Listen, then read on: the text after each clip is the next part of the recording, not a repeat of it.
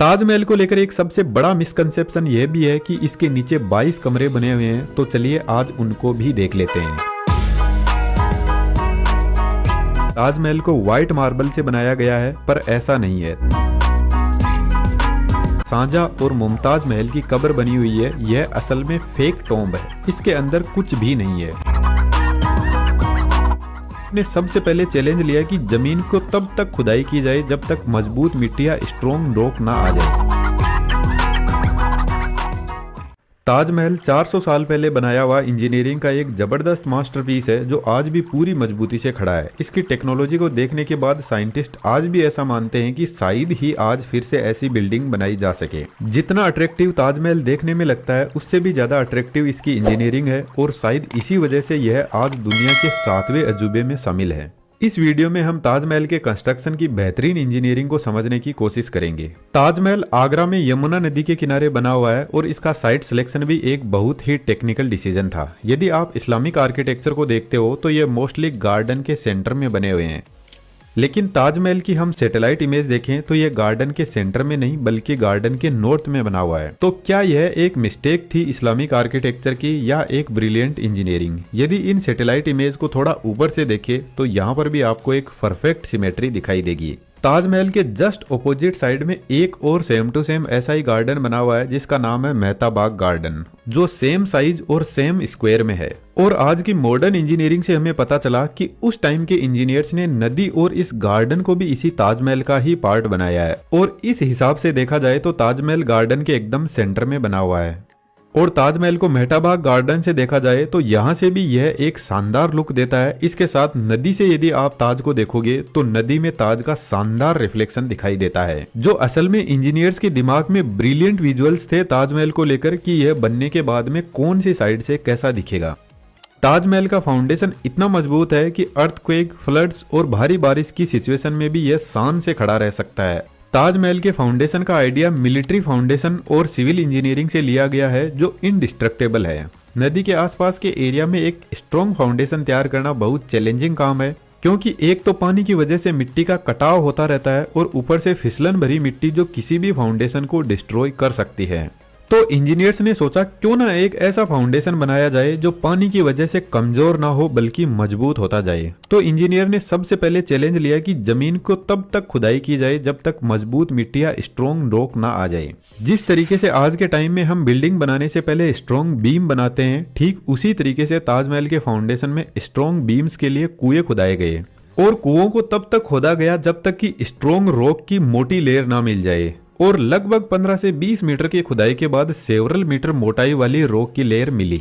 1632 में जब ताजमहल का कंस्ट्रक्शन स्टार्ट हुआ तो उस टाइम तक सीमेंट का आविष्कार नहीं हुआ था। तो इंजीनियर्स को एक ऐसे मोर्टार की जरूरत थी जो स्ट्रॉन्ग भी हो और पानी के साथ में मजबूती से टिका रहे। तो उस टाइम तक एज ए मोर्टार लाइम ही था, जिसको चूना बोला जाता है, और आज भी बहुत सारे लोगों की चॉइस सीमेंट की जगह चूना ही होता है। कुआं बनाने के लिए सबसे पहले राउंड शेप में वॉल बनाई गई, और फिर इसमें वुडन पाइलिंग की लेयर सेट की गई, और सेंटर में एक लकड़ी की शाफ्ट सेट की गई, और फिर चारों तरफ छोटे छोटे पत्थरों को भी भरा गया, और साथ में चूना को भी भरा गया। फिर एक और वुडन पाइलिंग सेट की गई, और फिर से लाइम और पत्थरों को साथ में भरा गया। इन छोटे छोटे पत्थरों को मलबा भी बोलते हैं। इस तरीके से 100 से भी ज्यादा कुएं बनाकर एक मजबूत फाउंडेशन तैयार किया गया, जिस पर ताजमहल को बनाया गया। अरे यह क्या हुआ? यदि इस टाइप का फाउंडेशन हमने बनाया होता तो कुछ ही टाइम बाद में ताजमहल गिर जाएगा। और यह विजन आज से 400 साल पहले इंजीनियर्स के पास में था, क्योंकि जो लाइमस्टोन मुगल बादशाह शाहजहां के इंजीनियर्स ने यूज में लिया था, उसको जब इलेक्ट्रो माइक्रोस्कोप से चेक किया गया तो काफी शॉकिंग रिजल्ट निकल कर आए। लाइमस्टोन में बहुत सारे स्मॉल ग्रेन्स, प्लांट डेब्रीज पाए गए, जिनमें मोस्टली शुगर, काली मिर्च, चने का आटा और कुछ लोकल फ्रूट्स और ट्री रेजिन्स, जिसको पेड़ से निकलने वाला गोंद भी बोला जाता है, जो आई थिंक आपने ट्रीज पे चिपका हुआ देखा होगा। इन सब को चूने के साथ में मिलाकर फिर वेल में मलबे के साथ में भरा गया, और कुएं से एक शाफ्ट को बाहर निकाला गया, और इस तरीके से हंड्रेड्स ऑफ कुओं से एक स्ट्रॉन्ग वाटरप्रूफ स्ट्रक्चर बनाया गया। अब यहाँ पर ध्यान देने वाली बात यह है कि इन वेल के अंदर लकड़ी एक मेन कंपोनेंट है, और रिवर के पानी की वजह से यह जो वेल है उनके चारों तरफ पानी भरा रहता है और यह पानी एक ऑक्सीजन फ्री इन्वायरमेंट क्रिएट करता है। और वेल में लगी हुई लकड़ी पानी में हमेशा भीगी हुई रहती है और लकड़ी पानी में ज्यादा मजबूती से रह सकती है जब तक उसको ऑक्सीजन ना मिले। तो यहाँ पर ताजमहल का फाउंडेशन यमुना नदी के पानी से ज्यादा मजबूत होता जा रहा है, लेकिन आज के टाइम में इंजीनियर्स के लिए एक बड़ी चुनौती यह भी है कि यमुना नदी का पानी सूख रहा है, जिसकी वजह से लकड़ी धीरे धीरे सूखने लगेगी, जो फाउंडेशन में इनस्टेबिलिटीज क्रिएट कर सकती है। तो यहाँ पर फाउंडेशन की रेगुलर वॉचिंग रखी जाती है।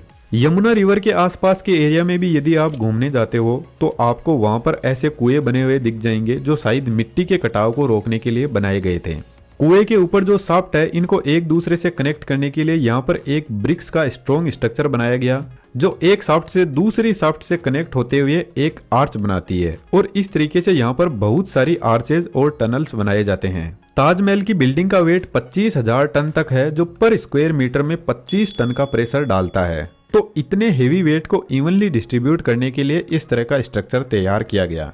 वेल को सपोर्ट करने के लिए लाइम का फिर से एक बेड बनाया गया और इसी तरीके से मलबे का एक और फाउंडेशन तैयार किया गया इन आर्चेज के अराउंड। इस तरीके से ताजमहल का मजबूत फाउंडेशन बनके तैयार हुआ, जिसके ऊपर फिर से ब्रिक्स की एक और लेयर बनाई गई और इस लेयर के ऊपर ताजमहल की मेन बिल्डिंग का बेस बनाया गया, जो लगभग 7 मीटर की हाइट का है। अब यहाँ से ताजमहल की मेन बिल्डिंग बनना स्टार्ट होती है, जो वाकई में इंजीनियरिंग का एक अद्भुत इन्वेंशन है। आपके यहाँ पर एक डाउट आ सकता है कि आज के मॉडर्न इंजीनियर्स को यह कैसे पता चला कि फाउंडेशन कैसे बनाया गया था? क्या हमने इसकी खुदाई की थी? नहीं, ऐसा नहीं है। इस फाउंडेशन का पता करने के लिए जियोग्राफिकल इन्वेस्टिगेशन की जाती है, जिसमें जियो रडार जैसे डिवाइसेस होते हैं जो जमीन के अंदर पल्सेस भेजते हैं और चेक करते हैं कि कितनी पल्स वापस रिफ्लेक्ट होकर आती है, और इसी बेस के ऊपर जमीन के अंदर लेयर्स की जांच की जाती है। ताजमहल की पूरी हाइट 73 मीटर है और यह एक परफेक्ट सिमेट्रिकल बिल्डिंग है। आप ताजमहल को किसी भी साइड से देखो यह सेम ही दिखता है। इंटरेस्टिंग बात यह है कि आप ताजमहल को चांद से देखो या 2 सेंटीमीटर की दूरी से देखो, यह आपको एकदम परफेक्ट सिमेट्रिकल दिखेगा। इसकी मेन बिल्डिंग एक परफेक्ट क्यूब है जो हर साइड में 58 मीटर स्ट्रेच हो रखा है। ताजमहल बहुत सारे इल्यूजन क्रिएट करता है, जिसमें से एक सबसे इंपॉर्टेंट है इसके डोम का स्ट्रक्चर, जिसका डायमीटर 18 मीटर है। जब आप पूरी बिल्डिंग को बाहर से देखते हो तो इसकी हाइट 73 मीटर है, लेकिन जैसे ही आप इसको अंदर से देखते हो तो अंदर से इसके डोम की हाइट बेस से ओनली 35 मीटर है और आउटर डोम यहाँ से 38 मीटर की हाइट पर और ऊपर बना हुआ है।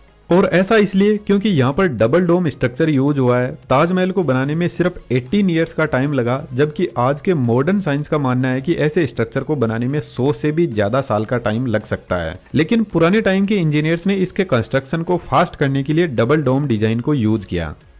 इनर डोम सिर्फ 35 मीटर हाइट पे बना हुआ है, जो बाहर के डोम को बेस प्रोवाइड करवाता है। आउटर डोम इनर डोम के 38 मीटर ऊपर बना हुआ है। आउटर डोम को फास्ट बनाने के लिए सबसे पहले यहाँ पर सिर्फ एक सिलेंड्रिकल शेप खड़ा किया गया और फिर इसको एक परफेक्ट डोम का शेप प्रोवाइड किया गया। इनर डोम और आउटर डोम के बीच में एक खाली गैप रखा हुआ है, जो एक इंसुलेटर की तरह काम करता है, जो ताजमहल के सेंट्रल चेंबर को गर्म होने से बचाता है। इनर डोम की हाइट कम रखने का एक रीजन यह भी है कि अंदर बैठकर कोई बात करे तो इको कम हो। एक सबसे बड़ा भ्रम यह भी है कि ताजमहल को व्हाइट मार्बल से बनाया गया है, पर ऐसा नहीं है। ताजमहल की पूरी बिल्डिंग को ईंटों से ही बनाया गया है ताकि इसके कंस्ट्रक्शन को फास्ट किया जा सके, और फिर इसके ऊपर 8 से 10 इंच थिक व्हाइट मार्बल की लेयर सेट की गई है।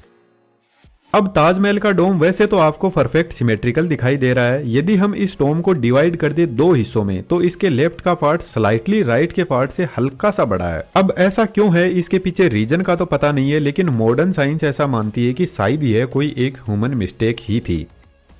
ताजमहल में जो व्हाइट मार्बल लगा हुआ है वह राजस्थान के मकराना शहर से लाया हुआ है, जो डोलामाइट से बना हुआ है, और यहाँ का मार्बल वर्ल्ड वाइड फेमस है। इस व्हाइट मार्बल की खास बात यह है कि यह लाइट के साथ में बहुत अच्छे से इंटरेक्ट करता है, और इसी वजह से ताजमहल दिन के अलग अलग टाइम में अपना कलर भी चेंज करता रहता है। लेकिन यदि आप इस मार्बल को नजदीक से देखोगे तो इसमें कुछ डिजाइन बनी हुई है, और यह डिजाइन कोई कलर से नहीं बनाई गई है। यहाँ पर असल में जेम स्टोन यूज किया गया है मार्बल के अंदर। ऐसी डिजाइन बनाने के लिए मार्बल के अंदर ऐसी जगह बनाई जाती है और फिर मोर्टार से स्टोन को अंदर चिपका दिया जाता है। और ताजमहल के अंदर जो स्टोन यूज हुआ है उसको एग्जामिन करने से पता चला कि इसमें कुछ स्टोन ही इंडिया में मिले हैं, बाकी ऑल ओवर वर्ल्ड से मंगवाए गए, जिसमें अफगानिस्तान, अफ्रीका, ईरान जैसे देश भी शामिल है। लेकिन आज के टाइम में ताजमहल का मार्बल स्ट्रगल कर रहा है हमारी वजह से। ताजमहल के आसपास में फैक्ट्रियां और गाड़ियों के पोल्यूशन से इसका मार्बल येलो होता जा रहा है। लेकिन आर्कियोलॉजिकल सर्वे ऑफ इंडिया इसका पूरा ख्याल रखते हैं और रेगुलर क्लीन करते रहते हैं, और इसको क्लीन करने के लिए बेहतरीन एशियन टेक्नोलॉजी यूज करते हैं जिसका नाम है मुल्तानी मिट्टी।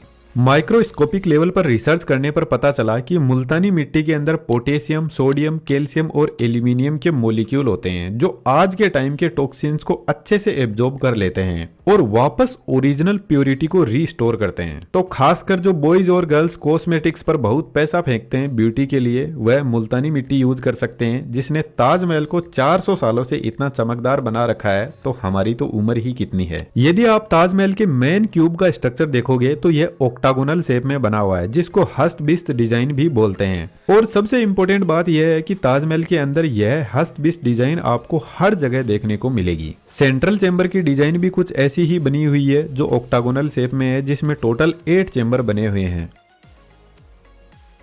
इसके अलावा यदि ताजमहल की छत को हम दूर करें तो इसके कॉर्नर में भी कुछ ऑक्टागोनल शेप में रूम बने हुए हैं, और इन सभी रूम में भी टोटल 8 दरवाजे बने हुए हैं।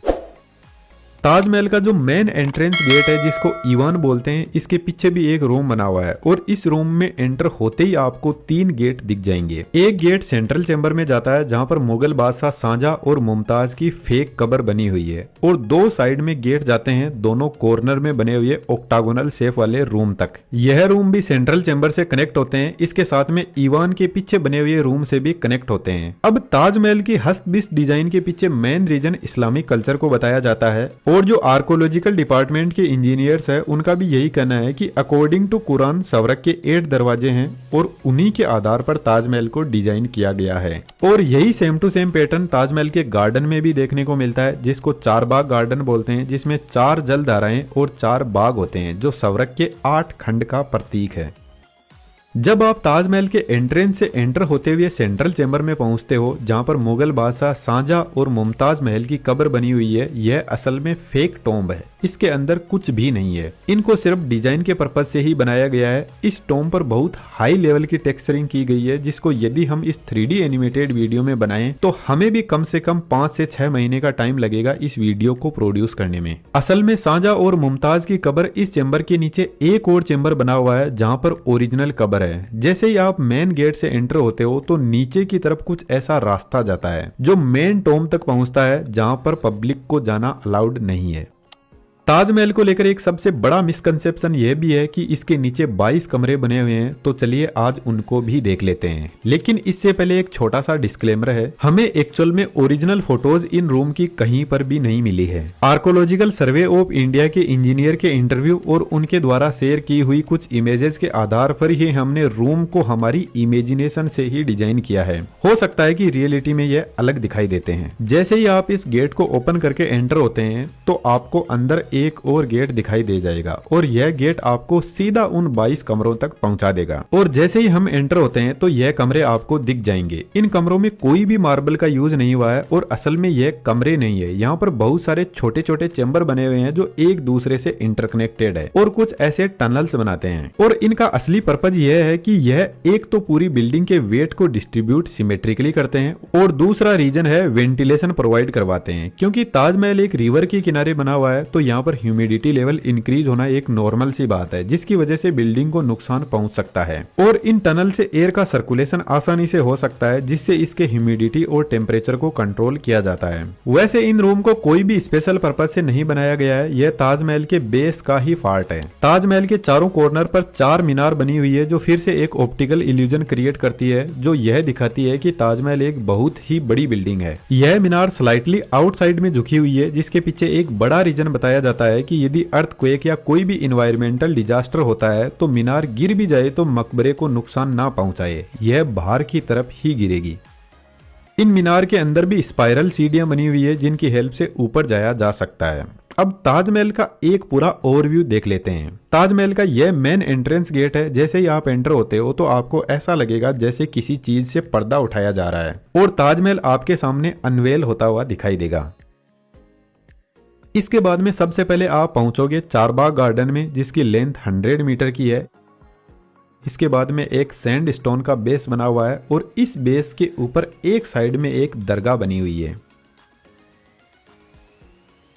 ताजमहल की दूसरी साइड में गेस्ट हाउस बना हुआ है, जो पुराने टाइम के स्पेशल गेस्ट के लिए शायद बनाया गया था। इसके बाद में ताजमहल की मेन बिल्डिंग का बेस आता है, जिसके ऊपर इस शानदार मकबरे को बनाया गया, जो शान से दुनिया का 7वां अजूबा बनकर खड़ा है। और हमें इस बात का प्राउड भी है कि ऐसा शानदार स्मारक अपने देश भारत में बनाया, जो हर साल वर्ल्ड वाइड 70 लाख लोगों को अपनी तरफ आकर्षित करता है। उम्मीद करता हूँ ताजमहल आपको इंजीनियरिंग प्रोस्पेक्टिव से भी बहुत अट्रैक्टिव लगा होगा।